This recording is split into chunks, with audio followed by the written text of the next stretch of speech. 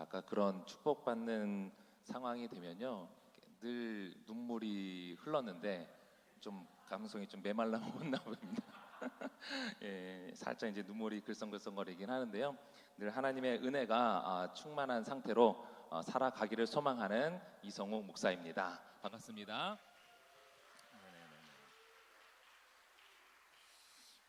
아까 공상은 전사님을 통하여서 간사님을 통하여서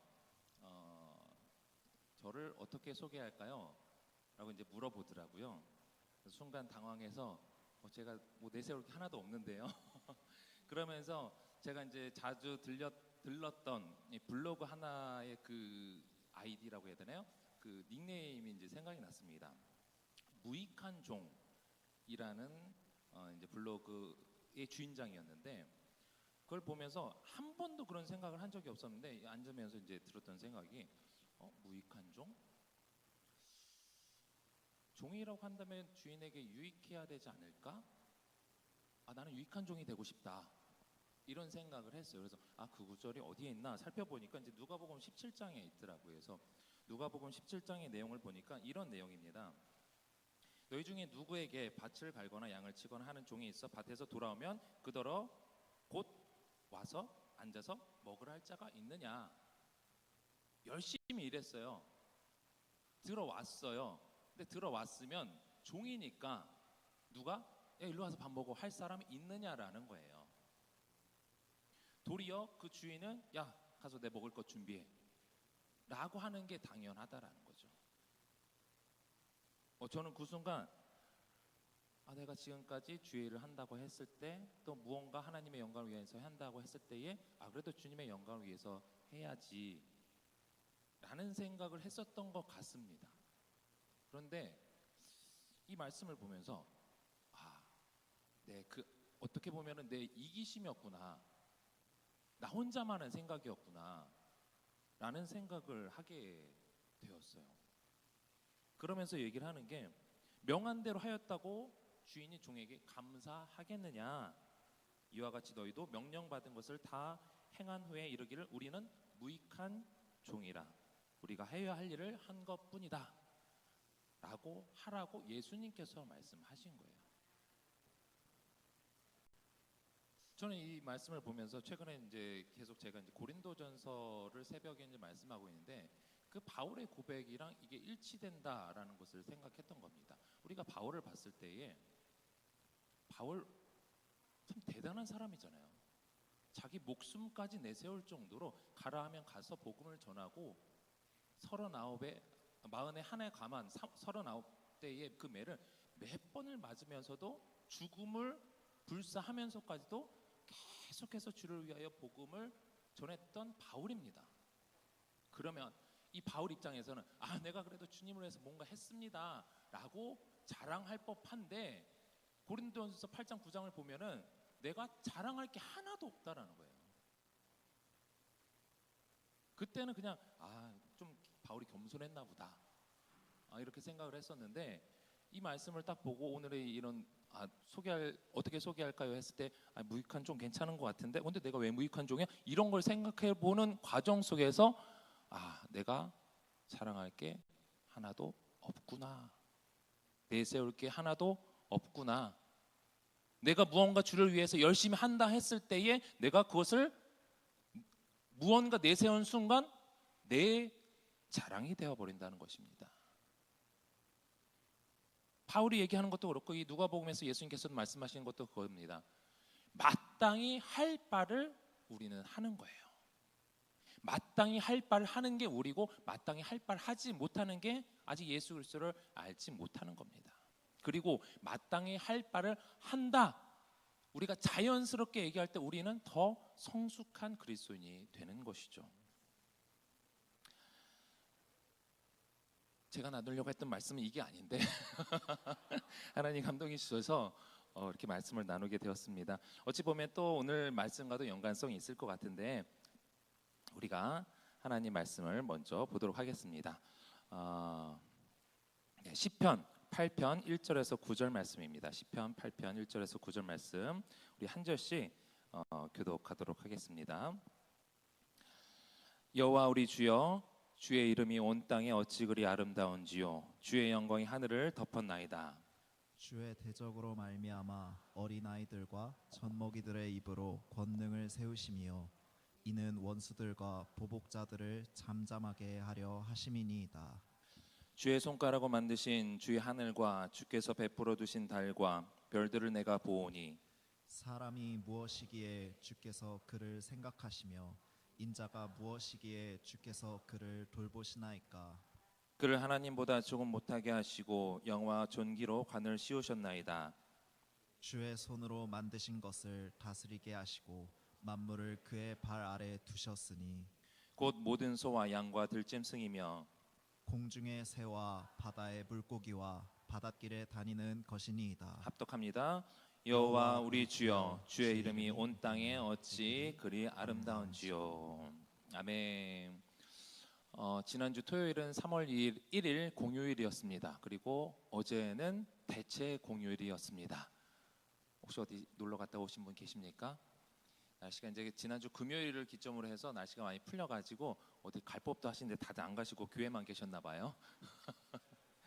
네, 저도 이제 토요일 오후에 이제 시간이 돼서 함께 이제 우리 아이들과 함께 좀 날씨도 풀렸고 해서 일자산 한번 가보자 하려고 짧게 바람 쐬려고 이제 나가려고 하는 찰나에 한두 방울씩 비가 떨어지기 시작하다가 결국에 이제 비가 많이 오게 돼서 나가지 못하게 되었습니다. 그래서 나오긴 했는데 그러면 뭘 할까? 라는 생각을 하면서 그러면은 한 번쯤은 가보고 싶었던 저 이제 하남 쪽에 유니온 타워를 한번 가보자 해서 이제 갔습니다. 유니온 타워를 갔더니 20분 걸린다고 이제 내비게이션에 나와요. 그래서 20분 가고 이렇게 쭉 가서 900m 남았는데 갑자기 차가 막히기 시작하는 거예요. 이거 뭔가 봤더니 그 앞에 스타필드, 대부분 이제 다 스타필드를 향하는 발걸음이었더라고요. 차량이었더라고요. 그래서 이제 도착해서 아이들과 함께 힘들게 이제 유니온 타워 꼭대기에 올라가 보니까 이제 하남시가 한눈에 쫙 보입니다. 그래서 벚꽃길도 보이길래 이제 3월 되고 4월 되면 벚꽃 피면은 저기 예전에 갔었던 그 기억이 있기 때문에 그 벚꽃길 만발하게 할 때에 우리 아이들과 함께 가면 좋겠다 이런 생각을 하기도 하면서 또 이제 유니온타워 내를 이제 쭉 한번 돌아보는데 이제 하남 시내도 다 보이고 한강도 보이고 하는데 이 유니온타워 내에 한쪽에 이제 어떤 설명이 있는 겁니다. 거기에 설명이 어떤 설명이었냐면 거기서 보이는 한강 중간에 당정섬 혹시 아시나요? 안 가보셨나 보네요, 유니온타워. 예, 한강 중간에 이제 당정섬이 있다라는 걸 저도 이제 처음 알았습니다. 이 섬이 이제 예전에 다산 정약용 선생님이 이 지역을 지나다가 가족들과 하룻밤을 지낼 정도로 이게 좀 큰 섬이었고 이게 이제 민박촌이 이제 있었던 조선시대 후기에 숙박시설을 갖춘 커다란 마을이 있었던 섬이었다라고 합니다. 그런데 1986년부터 시작된 한강 개발 사업으로 그 한강 가운데 있었던 당정섭이 1995년에 사라졌는데 막 다 이렇게 개간 사업을 했잖아요, 한강 주변에. 그래서 이제 원래 모래벌 젊은 사람들 모르시죠? 그 한강 그 사이드로 이제 모래벌이 돼서 지금 다 한강 둔치가 돼 버렸잖아요. 그런 사업을 하면서 이 섬도 같이 이제 사라졌던 거예요.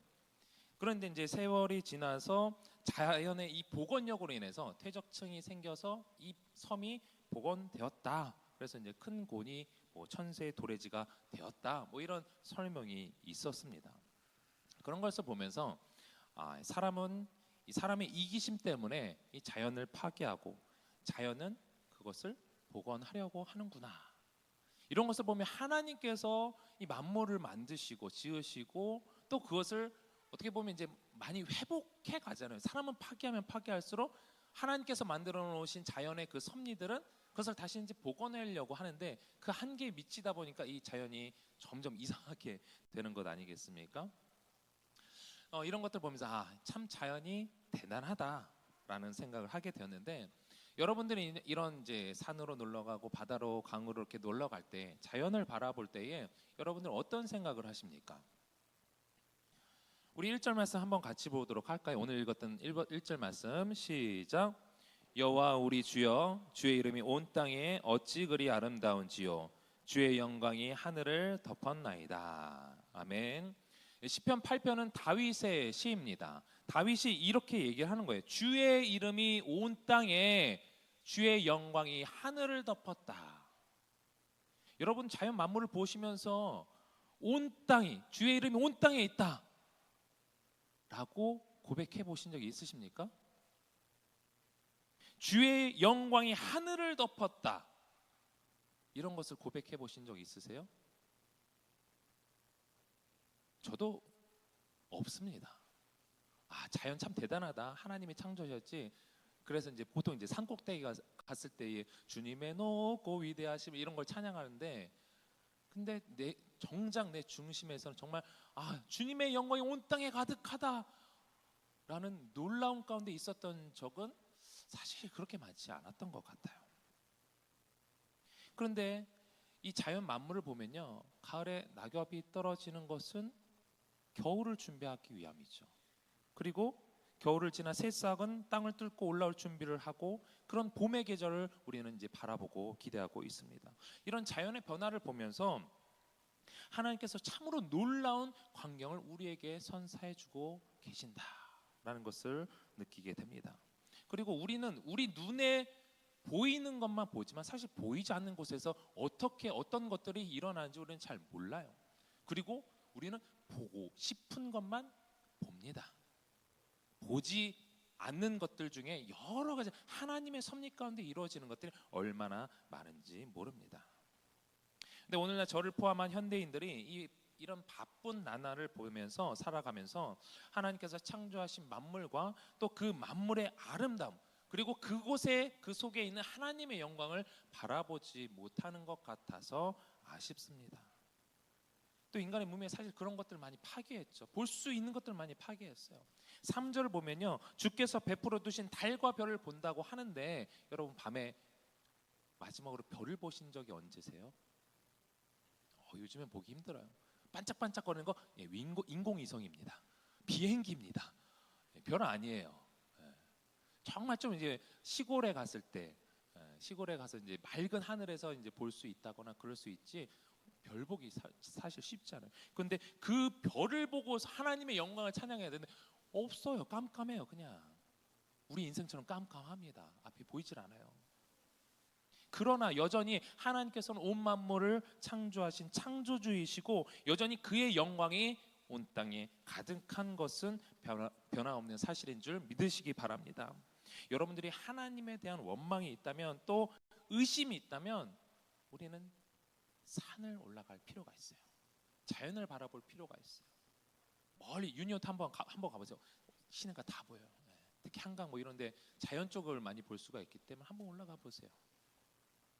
넓은 하늘과 아름다운 자연, 계절을 따라 우리들에게 주시는 광경들, 눈으로 덮인 온 세상, 벚꽃, 단풍과 코스모스 등 자연의 이 만물들을 우리가 돌아본다면 하나님께서 살아계셔서 역사하신다라는 것을 우리는 깨달을 수 있을 겁니다. 로마서 1장 20절에 이렇게 말씀하고 있죠. 창세로부터 그의 보이지 아니하는 것들, 곧 그의 영원하신 능력과 신성이 그가 만드신 만물에 분명히 보여 알려졌다. 그러므로 믿지 않는 사람들 결코 그들이 왜 주님은 나에게 나타나지 않았습니까? 핑계할 수 없다라는 거예요. 여러분들 항상 주님을 찬양하고 계시겠지만, 이 예배가 끝나고 돌아가실 때에 하나님께서 창조하신 만물을 사실 돌아볼 수가 없죠. 다 회색빛 건물들이어가지고 조금이라도 여러분들이 나무는 있네요. 나무를 보면서라도 정말 하나님께서 이 콘크리트 바닥에서 어떻게 이렇게 이 나무까지 살아갈 수 있게 하셨을까? 그 생명력 한번 바라보시면서 하나님의 위대함을 한번 생각해 봤으면 좋겠습니다. 그러면서 1절의 고백처럼 여호와 우리 주여, 주의 이름이 온 땅에 어찌 그리 아름다운지요, 주의 영광이 하늘을 덮었나이다 라고 고백할 수 있기를 바랍니다. 이런 창조주를 향한 찬양의 고백이 있다면 그 어떤 대적도 우리를 쉽게 볼 수 없어요. 우습게 볼 수 없다는 겁니다. 2절 말씀 우리 같이 한번 읽어볼까요? 2절 시작. 주의 대적으로 말미암아 어린 아이들과 젖먹이들의 입으로 권능을 세우시며 이는 원수들과 보복자들을 잠잠하게 하려 하심이니이다. 어린 아이들과 젖먹이들의 입으로 권능을 세우셔서 대적자들을, 원수들과 보복자들을 잠잠하게 하신다는 거예요. 세번역 성경은 이렇게 말씀하고 있습니다. 어린이와 젖먹이들까지도 그 입술로 주님의 위엄을 찬양합니다. 어린이와 젖먹이는 연약한 자들이죠. 힘없는 자들입니다. 오로지 하나님만 의지할 수밖에 없는 자들입니다. 그것이 대적들 앞에서의 우리들의 모습이에요. 아무리 강한 척 한다 할지라도 대적자들 입장에서 우리는 어린아이와 젖먹이 같은 자들이라는 것입니다. 그런 우리들이지만 그 대적들보다 위대하신 만군의 여호와를 찬양하며 그분의 전능하심을 찬양하며 그 이름을 높이며 하나님의 권능을 의지할 때에, 그 하나님을 높일 때에 대적들이 아무것도 할 수 없다, 그것을 묘사하고 있는 거예요. 우리의 찬양이 이러한 찬양이 되어야 할 줄 믿습니다. 여러분들의 찬양이 그 하나님을 높이는 찬양이 되어야 하는 것입니다. 젖먹이와 같은 어린아이와 같은 우리이지만 그 하나님을 높임으로 말미암아 그 하나님이 나의 백입니다. 대적이 나를 보고 두려워 떠는 것이 아니라 내 뒤에 계신 하나님, 전능하신 그 하나님, 우리 안에 계신 그 하나님을 보고서 두려워 떠는 겁니다. 그렇다라 한다면 우리가 한 40분, 50분 가까이 찬양을 했잖아요. 이 찬양을 할 때에 과연 우리의 찬양이 이러한 고백이 담긴 찬양인가? 우리 한번 생각해 볼 필요가 있습니다. 예전에 저희 때만 해도, 제가 한참 이제 대학교 시절 때만 해도 이 경배와 찬양, 요새는 경배와 찬양이라는 말을 잘 안 쓰는 것 같습니다. 경배와 찬양이라고 해서 온누리교회에서 이제 좀 선도를 달렸죠. 찬양, 좀 열린 예배 뭐 이런 찬양을 하면서 찬양하는 것이 좀 대세를 이루었습니다. 근데 이 경배와 찬양에 빠져서 하는 실수 중에 하나가 무엇이냐면 나의 만족을 위해서 하는 거예요. 나의 만족. 찬양을 할 때 내가 뭔가를 느끼는 거예요. 좋은 기분이든 평안한 기분이든 모든 근심이 사라진, 뭔가 느껴서 좋은 거예요. 큰 소리로 부르짖고 하다 보니까 내 안에 뭔가가 분출되면서 스트레스가 풀려. 고3 혹시 있나요? 고2, 고등학생? 네. 뭔가 이렇게 풀려요. 계속 부모님을 억압하고 공부해라 또 이제 고3에 대한 이 수능에 대한 스트레스 때문에 뭔가 억눌리고 있는데 여기서 뭔가 으아 소리 지르면 쥐야 이렇게 소리 지르잖아요. 풀리는 거예요. 이게. 근데 우리가 기억해야 될 것은 무엇이냐면 예배할 때 이 찬양은 우선 나를 위한 시간이 아니다라는 겁니다. 우리가 축복하고 서로를 격려해주고 위로해주고 필요합니다. 필요하지만 궁극적으로 예배에 있어서 찬양은 나를 위한 시간이 아니에요. 제가 한때 그 이제 예수전도단의 그 화요 모임, 예전에 제가 계속 라떼 얘기를 해서 좀 죄송하지만 저 때만 해도 이 강남역에 이 여의도 순복에 강남성전이 있었어요. 거기서 한참 이 화요 모임을 했었습니다. 그리고 온누리교회는 이제 서빙고에 온누리교회 이제 경배와 찬양 한참 유명했었고, 그때는 서울에 지하철이 5호선밖에 없었던 시절이었어요. 지금 몇 호선까지 있죠? 9호선, 12호선, 뭐 분당선, 뭐 신분당선 많이 있죠. 예. 그 당시에 버스도 환승이 되지 않던 시절이어서 제가 이제 그 당시에 마포에 살았었는데 한참 뭐 버스 타고 뭐 전철 타고 이렇게 갈아타고 해도 고스란히 그 당시 얼마였는지 기억이 안 나지만 900원이었으면 900원 또 내고 또 타고 갈아타고 뭐 이렇게 갈아타던 시절이었습니다. 그때 이제 인도자가 JDTS 하시는 분은 아시겠지만 이제 윤주영 목사님, 강사님, 그분이 이제 화요 모임 찬양 인도자로서 화요 모임 뭐 앨범 2집 뭐 3집 나오고 그러던 시절에 막 찾아다니고 그랬어요. 그 화요 모임 가고 온누리 교회 가고. 근데 잘 생각해 보면은 저도 그 시절에 나의 만족을 위해서 예배하고 찾아다니고 했던 게 없잖아 있었던 것 같습니다. 얼마나 부르짖었던지 그 당시에 제가 이제 뭐 발성 뭐 이런 것도 없었기 때문에 그냥 생목으로 막 불렀어요. 막 주여 하면서 막 불렀어요. 어느 순간 피를 토하더라고요. 여러분 피토할 때까지 찬양해 보신 적 있으신 분 계십니까? 예. 피를 토해. 기관지 폐렴이라고 나중에 그러더라고요. 예. 그러면서 느꼈습니다. 아, 찬양은, 노래는 목으로 하는 게 아니구나. 어떤 이게 발성을 얘기하는 게 아닙니다. 그 당시 그냥 말 그대로 목으로 하는 게 아니라 마음으로 하는 거구나. 내 목소리 높여서 부른다고 해서 그걸 들으시는 거가 아니라 내 마음.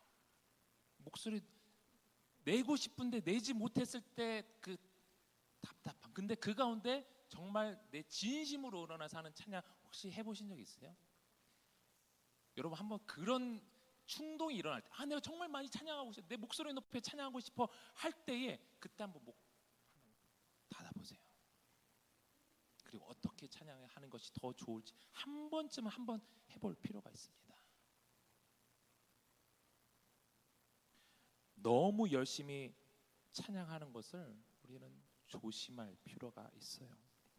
왜냐하면 그것이 내 열심이 될 수가 있고 내 의가 될 수 있기 때문입니다. 우리가 이 부분을 놓치지 않았으면 좋겠는데요. 그래서 우리가 경배는 무엇이고, 경배와 찬양 그러잖아요. 이제 예배, 워십이라고 그러죠. 루아크 워십도 경배입니다. 경배라는 것은 무엇인지, 찬양이라는 것은 무엇인지 한번 우리가 살펴봤으면 좋겠는데요. 둘 다 하나님을 높이는 거예요.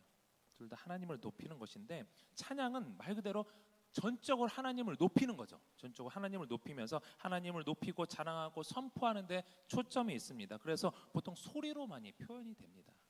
노래로, 악기로, 또 우리가 선포하는 것으로 여러 가지로 하나님을 높이는 데 초점을 두어서 찬양을 할 수가 있습니다. 그런데 경배는, 예배는 하나님을 높이긴 하는데 하나님을 높이는 동시에 나 자신을 낮추는 데 있어요. 나를 낮추면서 하나님을 높이는 행위입니다. 하나님을 향한 섬김의 표현을 보이면서 하나님 앞에 나 자신을 낮추는 데 그 초점이 있는 거예요. 여기서 약간 찬양과 경배의 차이점이 있습니다. 그래서 주로 몸의 자세나 동작을 통해서 이 표현이 됩니다. 이것은 하나님의 눈을 향한 것이고, 찬양은 하나님 어떻게 보면 이제 귀를 향한 것이다라고 조금 이해하기 쉽게 표현하면 그렇습니다. 그래서 뭐 경배한다라고 했을 때는 아까 말씀드렸던 것처럼 침묵이 될 수도 있어요. 난 아무것도 아닙니다 하면서 침묵이 될 수도 있고, 또 때로는 무릎을 꿇는 것이 될 수도 있고, 손을 높이는 것이 될 수도 있고, 또 몸을 굽히는 거, 머리를 숙이는 거, 때로는 엎드리는 거. 제가 예전에 신대원 시절에 좀 이제 그 기도에 열심히 있어가지고 기도탑 올라가서 막 기도했던 적이 있어요. 기도하는데 좀 하나님의 임재가 좀 충만했던 것 같습니다. 주님의 은혜가 충만해서 하나님의 임재 가운데 있어서 하나님의 역사하심을 느끼게 되는데, 그 순간에 제가 어떻게 했냐면 뭔가 이게 누르진 않는데 내가 이대로 앉으면 안 될 것 같은 느낌이 드는 거예요. 그래서 이렇게 최대한 이렇게 몸을 굽히고 있다가 엎드려 있다가 그 상황에서 더 안 될 것 같아가지고 그냥 철퍼도 엎드린 적이 있었습니다. 이게 하나님의 임재구나. 하나님 앞에서, 하나님의 존재 앞에서 감히 나라는 존재는 엎어져 있을 수조차 없는 존재가 바로 우리 인간이구나. 그래서 가끔씩 기도원이나 어떤 데 보면은 이렇게 엎드려서 이렇게 계신 분 계세요. 피곤해서 엎드려 계신 것이 아니라 하나님의 임재 가운데 감히 내가 하나님 앞에 설 수 없어서 무릎 꿇고 엎드리고 하는 분이라는 것을 여러분이 아셔야 됩니다. 더 나아가서는 우리들이 주님의 임재 가운데 나갈 때, 주님 나는 아무것도 아닙니다. 때로는 손을 들고, 하나님 나는 아무것도 아닙니다. 때로는 무릎을 꿇고 엎어질 수 있다면 여러분들이 엎어질 수 있을 정도로 하나님 앞에서 철저히 나를 낮추는 것이 경배라는 사실을 기억하시기 바랍니다. 우리가 가능한 모든 것으로 하나님을 찬양하고 경배하지만 하나님의 눈은 우리의 마음을 향하고 계심을 기억하셔야 됩니다. 그래서 우리가 할 수 있는 한 우리의 모든 것으로 주님을 찬양하고 주님을 경배해야 될 줄 믿습니다. 그래서 중요한 것은 경배와 찬양은 나를 위해서 나에게 초점이 맞춰진 것이 아니다라는 것을 기억하셔야 됩니다. 원수들 앞에서 어린아이와 젖먹이가 내세울 것이 무엇이 있겠습니까? 자기 힘을 내세워봐야 뭘 할 수가 있겠습니까? 사단은 우는 사자와 같이 두루다니며 삼킬 자를 찾는다고 그러죠. 그래서 그 앞에서 나는 평안하다, 나는 할 수 있다, 나는 괜찮다 같은 암시가 무슨 의미가 있냐라는 거예요. 물론 늘 주님 앞에서 우리 거할 수 있으면, 살 수 있으면 교회 안에서만 머물면서 그 안에서 평안을 누리면 괜찮죠. 그런데 사실 교회 안에서도 성도끼리, 교인끼리 서로 부딪히는 게 우리의 모습이에요. 그 작은 틈을 타서도 사단은 계속해서 공격할 수 있는 것이 우리예요. 그럴 때마다 우리가 해야 될 것은 사람을 보는 것이 아니라, 또 사람을 볼 때에 싸우는 이유는 내가 라는 이유 때문에, 내가 뭘 했기 때문에, 나 이런 사람인데. 하나님 앞에서 높아져 있는 사람은 아무도 없어요. 저를 포함해서 여러분 모두가 다 하나님 앞에서 모두가 다 종입니다. 종. 그래서 우리는 주님을 봐야 하고 늘 주님을 예배해야 됩니다. 예배하는 입장에서 우리는 철저히 낮아진 상태로 주님을 경배할 수 있는 여러분들이 되시길 바랍니다. 우리가 영광이라는 말의 의미도 한번 좀 살펴볼 필요가 있는데, 영광이라는 것은 아름다움, 영예, 위엄, 사전적 의미는 그렇습니다. 어떤 본질적인 가치, 그것을 드러냄, 이렇게 표현을 할 수 있지만, 어떤 사람은 이렇게 정의를 합니다. 모든 사람이 마음속으로 보고 싶어하고 심지어 들어가고 싶어하는 관계적인 아름다움. 영화제 시상식이나 연예대상 시상식에서 이 배우가 이제 어떤 상을 탔을 때의 소감을 말하죠. 우리 영화 감독님, 때로는 우리 부모님, 또는 제3자 이 사람들에게 이 영광을 돌립니다. 무슨 얘기예요? 내가 이 상을 받을 정도로 높임을 받게 된 것은 감독님, 부모님 또는 제3자의 그 영향력이 있었기 때문에, 그분들 때문에 내가 지금 이 자리에 있을 수 있는 겁니다. 나 혼자 이렇게 된 것이 아니에요. 그렇기 때문에 이 영광은, 내가 이렇게 높임 받을 수 있었던 그 모든 것들은 다 그분들에게 돌립니다. 그분들 덕입니다. 이렇게 내가 받을 영광을 이렇게 돌리는 것, 그것이 영광을 돌리는 것이죠. 그렇기 때문에 여기서 누군가에게 영광을 돌린다 할 때에 그 사람과의 관계성이 당연히 있어야 하죠. 영화 감독, 아무런 상관이 없는 영화 감독한테 영광을 돌릴 수 없잖아요. 함께 작업을 했던 그 사람에게, 나를 키워주고 낳아주고 양육해주신 그 부모님께, 나에게 어떤 영향을 줬던 그 제3자에게, 그런 관계성으로 인하여서 우리가 영광을 돌린다 할 수 있는 거예요. 그러므로 우리가 주의 영광을 찬양한다 할 때에 하나님께서는 그 자체로 존귀하고 위대하고 아름다운 분이시기 때문에 그의 이름을 찬양하는 것이고, 동시에 우리가 그의 이름을 찬양할 때 그 이름으로 인해서 우리가 영광스럽게 되는 것입니다. 그 이름으로, 그 분의 이름을 찬양할 때 그분과 우리의 관계성 때문에 우리가 영광스럽게 된다라는 거예요. 나 혼자로서는 절대로 이 영광을 누릴 수 없다라는 것입니다. 그렇기 때문에 우리가 하나님의 영광을 온전히 찬양하고 경배할 때 우리에게 얼마나 큰 은혜가 있는지 그 의미를 제대로 알 때 그 영광을 제대로 누릴 수 있는 겁니다. 그래서 우리는 하나님을 잘 알아야 되는 거예요. 하나님, 설교 말씀 시간이 왜 있냐면 하나님을 더 잘 알고 그분의 영광, 그분을 온전히 그 이름대로 영광을 돌릴 때에 그 영광이 또한 하나님을 그 이름으로 우리가 찬양할 때 또한 하나님께서 우리를 영광스럽게 하기 때문이에요. 그 은혜로 우리가 구원을 받은 것이죠. 그런데 우리가 그 구원의 영광을, 하나님의 자녀됨의 그 영광을 우리가 누리고 있는데, 우리의 구원 역시 또 한번 살펴봐야 돼요. 여러분 왜 구원 받으셨습니까?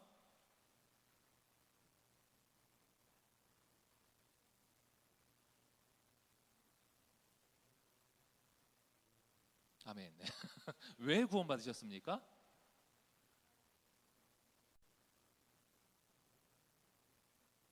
답은 간단해요.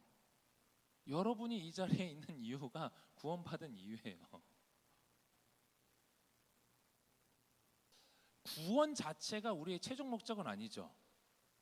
하나님의 최종 목적이 아니에요. 만약에 구원이 최종의 목적이었다라고 한다면 여러분 이 자리에 있을 필요가 없어요. 구원받았기 때문에 끝. 최종 목적이 구원이면 끝이에요. 우리가 구원받은 이유는 하나님을 경배하기 위해서 구원받았습니다. DTS 하신 분들 선교 가시죠? 선교가 최종 목적일까요? 선교도 최종 목적은 아니에요. 선교 왜 합니까?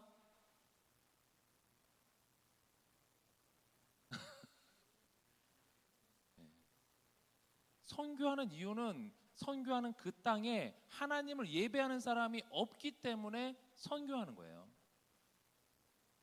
그곳에 있는 사람들로 하나님을 예배하게 하기 위해서 선교하는 거예요.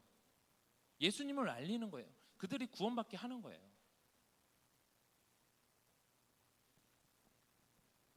예배는 사람이 하나님을 영광스럽게 하는 겁니다. 하나님 위대하신 분입니다. 만군의 하나님이십니다. 온 만물을 창조하시는 하나님이십니다. 그렇게 하나님을 영광스럽게 하는 것인데 동시에 예배는요, 하나님이 사람들을 영광스럽게 하시는 하나님의 방법이라는 것을 여러분 기억하셔야 됩니다. 영광스럽게 한다. 그 본질적인 그것들이 본질적인 가치를 찾아간다라는 것. 그러니까 우리가 하나님의 자녀라는 것을 하나님을 예배함으로써 내가 하나님의 자녀지 라는 것을 깨닫게 되는 거예요. 그 방법을 통해서 하나님께서 내가 하나님을 예배하지만 하나님은 동시에 우리를 영광스럽게 하신다는 사실을 기억하셔야 됩니다. 그것을 예배할 때 우리가 누리지 못한다면 예배할 때 내 기분 좋아서 막 찬양하고 그냥 스트레스 풀고 쫙 하면서 못난 놈의 남편, 못난 놈의 여편네 이러면서 주여 부를 때 모든 것이 다 해소가 되고 이런 것으로 끝나는 것이 아니라 내 병치유로 인해서 끝나는 것이 아니라 예배는요, 하나님을 영광스럽게 할 때에 하나님이 영광스럽게 하는 우리를 영광스럽게 하는 그 은혜를 누리는 것이 진정한 예배라는 사실을 기억하셔야 합니다. 그래서 하나님께서는 온 땅에 주의 영광을 보이신 거예요. 내가 이 온 만물을 지었다. 온 만물의 창조주다라는 것을 만물 통해서 하나님께서 보이심을 통하여서 하나님의 은혜를 누리게 하는 겁니다. 그래서 다윗은 시편 8편을 쓰고 있는 그 당시에 그 주님의 영광을 보고 있는 거예요. 그 만물을 보면서 그 주님의 영광을 보고 있는 거예요. 아니 그 시편을 쓰던 그 당시뿐만 아니라 늘상 다윗은 온 만물을 통해서 주님의 영광을 바라보고 있는 것입니다. 그렇기 때문에 하나님께서 그 다윗을 높이신 거예요. 단순히 다윗이 시편 많이 지어서 하나님을 찬양해서 양치기 잘해서 순종해서 그것이 아니라 다윗은 늘상 하나님과 동행하면서 만물 가운데 역사하시는 그 하나님의 영광을 바라봤기 때문에 하나님께서 이 다윗을 높이신 겁니다. 바라기는 여러분들이 삶에서 주의 영광을 바라볼 수 있기를 바랍니다. 온 만물을 통해서 주님의 영광을 볼 수 있기를 바랍니다. 자연을 통해서요, 주의 영광을 바라보시고 옆에 계신 형제 자매를 통해서요, 창조하신 하나님의 아주 귀한 존재 아니겠습니까? 그 사람들 통해서 하나님의 영광을 바라볼 수 있어야 됩니다. 그런데 그 주님의 영광 앞에 우리가 해야 할 일이 무엇이냐? 우리 본문 3절 4절입니다. 시작. 주의 손가락으로 만드신 주의 하늘과 주께서 베풀어 두신 달과 별들을 내가 보오니 사람이 무엇이기에 주께서 그를 생각하시며 인자가 무엇이기에 주께서 그를 돌보시나이까. 아멘. 하나님께서 지으신 것을 보면요, 모든 것들이 매우 정교하게 맞물려 돌아가고 있음을 우리는 알 수가 있습니다. 하나님께서 허투루 지으신 것이 하나도 없고 아무 이유 없이 지은 것이 하나도 없습니다. 어떤 것은 너무나 정교하게, 어떤 것은 너무나 거대하게, 어떤 것은 너무나 또 섬세하게, 아름답게 적재적소에 하나님의 뜻대로 아름답게 하나님의 섭리대로 창조되었습니다. 그런 만물 앞에 우리 사람이라는 존재를 살펴보세요. 날카로운 이빨도 없어요. 털도 없어요. 날개도 없고 덩치가 있는 것도 아니고 빠른 다리가 있는 것도 아닙니다. 물속에 들어가면 5분 넘기기 쉽지 않아요. 그런 우리를 향하여서 하나님께서 어떻게 하셨다라고 말씀하냐면 5절, 6절입니다. 시작. 하나님보다 조금 못하게 하시고 영화와 존귀로 관을 씌우셨나이다. 주의 손으로 만드신 것을 다스리게 하시고 만물을 그의 발 아래 두셨으니. 하나님께서 사람을 어떤 존재로 창조하셨다고 말씀하고 있습니까? 하나님보다 조금 못한 존재. 하나님 어떤 분이세요? 위대한 분이세요. 위대한 분이세요. 우리 어떤 말로도 표현할 수 없는 가장 위대한 분이세요. 그분보다 조금 못한 존재로 우리를 만드셨다라는 거예요. 이 영광을 하나님을 예배할 때 누릴 수 있다는 것입니다. 감히 하나님과 비교할 수 있는 피조물이 어디 있겠습니까? 창세기 1장 26절로 이렇게 말씀하고 있죠. 우리의 형상을 따라 우리의 모양대로 우리 사람을 만들고 그리고 모든 것을 다스리게 하자. 그 사람으로 하여금 모든 것을 다스리게 하자. 6절도 언급하고 있죠. 이 창세기 1장 26 하나님께서는 그렇게 우리를 창조하셔서 영화와 5절 보면 영화와 존귀로 관을 씌우셨다. 이건 왕의 표식입니다. 왕의 표식. 우리가 외적인 하드웨어로 보면은 뛰어난 것이 하나도 없지만 하나님께서 인간에게 모든 만물을 다스리는 권세를 주셨다는 것은 참으로 놀랍습니다. 다스린다라는 의미를 우리가 한번 생각해 보긴 해야겠지만 인간의 능력이 정말 신적인 존재에 비할 만큼 대단하다. 날개 없어도 날아가는 거 만들면 돼요. 물에서 숨 못 쉬어도 물에서 숨 쉴 수 있도록 만들면 돼요. 그게 우리의 인간이죠. 그러나 과거에 뭐 유럽 인구의 3분의 1은 뭐 패스트균 때문에 죽었다 할 정도처럼 여러 가지 또 코로나 때문에 우리는 어떤 것 작은 것 하나에도 쉽게 무너질 수 있는 연약한 존재입니다. 그것을 통해서 우리가 여전히 미약한 피조물이라는 것을 인식하게 되죠. 그래서 우리가 늘 생각해야 되는 것은 무엇이냐면 사람에게 모든 만물을 다스릴 권한을 누가 주셨냐? 하나님께서 주셨다는 것을 절대로 잊어서는 안 됩니다. 모든 만물이 하나님의 영광을 선포하고 있다면 우리 인간은 만물을 다스리는 자로서 내 것이 아니라 하나님께서 우리에게 준 그 권한으로 우리에게 주어진 것을 잘 다스려야 합니다. 나의 모든 삶으로 하나님의 영광을 드러내야 할 의무가 또한 잘 다스릴 때 나타나는 거예요. 그래서 우리는 나의 주인은 하나님이시다. 그것을 기억해야 됩니다. 이 개는 훌륭하다라는 프로그램 혹시 아십니까? 이제 지금 종영된 것 같은데 그 프로그램 보게 되면 거기에 나오는 개들은 훌륭하지 않아요.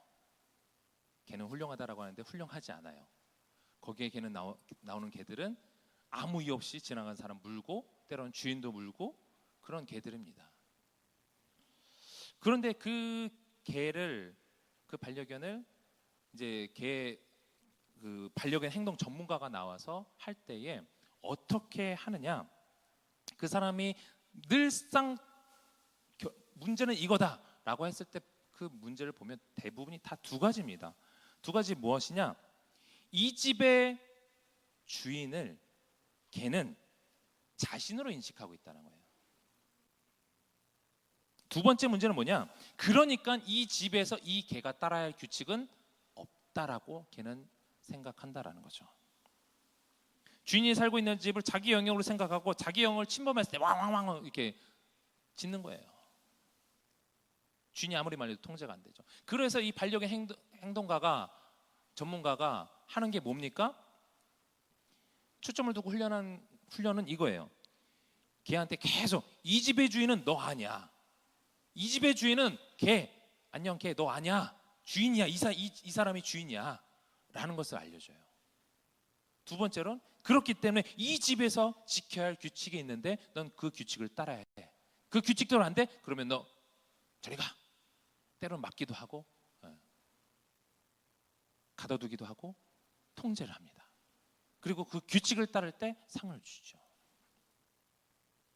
이것을 개가 인지할 수 있도록 계속해서 훈련을 반복합니다. 개에게 이것이 지켜지지 않으면요, 주인과 개의 관계는 원활하지 않습니다. 또 개와 개들 사이의 관계도 원활하지 않아요. 저는 하나님께서 우리에게 맡기신 창조물들을 바라보면서 이러한 훈련이 우리에게도 있어야 한다라고 말씀을 드리고 싶습니다. 이 만물을 창조할 때에 온 만물의 주인은 내가 아니다. 하나님이시다. 하나님이시고 우리는 이것을 다스릴 책임이 있는 청직이다. 그리고 이 땅에서 우리가 지켜야 할 규칙, 하나님의 말씀이 있다. 이것이 세워지지 않으면 우리는 하나님과의 관계도 흐트러지고 사람과의 관계도 무너질 수밖에 없어요. 사람이 무엇이라고 다윗은 말합니까? 다윗은 자기 자신을 분명히 알았던 것 같아요. 나라는 존재를 보면 정말 연약하고 하나님 없이 한순간도 살아갈 수 없는 존재인데, 그런 사람이란 존재가 무엇이길래 하나님께서 우리를 이렇게 돌보시며 높이시는가? 나라는 존재가 도대체 뭐길 하나님께서 그렇게 하시는가? 그러나 하나님께서는 우리를 높이셨다라고 말씀하고 있습니다. 우리를 창조하시고 돌보시며 높이시기까지는 그만한 위치와 함께 또한 그런 책임이 주어졌음을 기억하시기 바랍니다. 우리가 이 땅을 살면서 얼마나 많은 주인 행세와 또 하나님의 말씀이 아닌 자기만의 규칙 가운데 살아가고 있습니까? 결국 그런 우리의 모습이 다른 사람과 어울리지 못하게 하고 또 주인을 욕되게 하는 것이죠. 다시 한번 말씀드립니다. 이 땅의 주인은 내가 아니라 하나님이세요. 이것이 그냥 입술로만 고백이 되는 것이 아니라, 아까 우리가 경배하리 찬양하잖아요. 경배하리 할 때 나는 아무것도 아니구나, 정말 낮아질 수 있어야 돼요. 그 가운데 우리의 책임, 하나님께서 만들어주신 이 땅에 대한 다스리는 권세, 잘 다스리는 거예요. 그냥 다스리는 게 아니라 너 뭐해 이렇게 다스리는 것이 아니라 그것을 관리하는 그 역할이 우리에게 주어졌음을 우리는 기억해야 됩니다. 이것을 인지할 때 우리는 하나님께 영광 돌리고 또 사람들과 좋은 관계를 유지할 수 있습니다. 그것이 우리에게 주어진 책임입니다. 우리가 하나님을 주인으로 온전히 인정하고 하나님의 말씀 온전히 따라 살 때에 우리는 훌륭한 하나님이 기뻐하시는 인간이 되는 거예요. 이제 내일부터는 사순절입니다. 사순절. 우리가 사순절 기간엔 주님의 동참에 고난에 동참하기도 하고 그러지만 그냥 동참하는 것으로 끝나는 것이 아니라 왜 동참하는가? 왜 고난에 동참하느냐? 하나님을 주인으로 온전히 인정하고 주님이 따라가신 그 발자취, 모든 것을 다 포기하면서까지 우리를 위해서 자신의 생명을 주시면서까지 우리를 구원하시고자 하셨던 그 주님의 마음, 그 발자취를 따라가는 것이 바울은 자기의 상급이라고 그랬어요. 내 상은 누군가에게 의해서 받고 얻고 무엇을 하고 이것이 아니라 주님의 발자취를 따라가고 있는 이게 상이구나.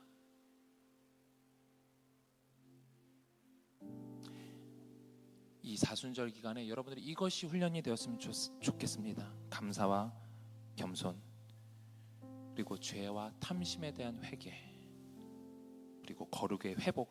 사순절 기간에 이 모든 것들이 훈련되어서 사람들에게 인정받고 무엇보다도 하나님께 인정받을 수 있기를 바랍니다. 그래서 그렇게 주님께 영광 돌릴 때에 주님께서 우리를 영광스럽게 하시는 거예요. 주님을 예배하는 것, 주님을 위해 봉사하는 것 마땅히 우리가 해야 할 일이에요. 내가 그것 했다고 해서 내세울 게 아무것도 없어요. 총으로서는 당연히 할 일이에요.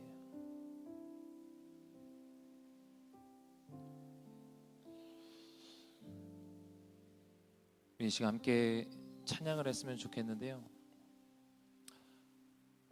만물에 보여지는 그 하나님의 영광, 옆에 있는 사람, 또 이 땅에 이루어지는 모든 일들, 하나님의 섭리 가운데 있음을 믿으시기 바랍니다. 주님의 이름이 온 땅에 어찌 그리 아름다운지, 주의 이름이 온 땅에, 주의 영광이 온 땅에 있음을 우리는 기억하면서, 하나님, 나는 아무것도 아닙니다. 내가 할 수 있는 것은 아무것도 없습니다. 마땅히 해야 할 바를 하겠습니다. 이 찬양의 고백 가운데 그것을 여러분들이 생각하고 또 기억하면서 찬양했으면 좋겠습니다.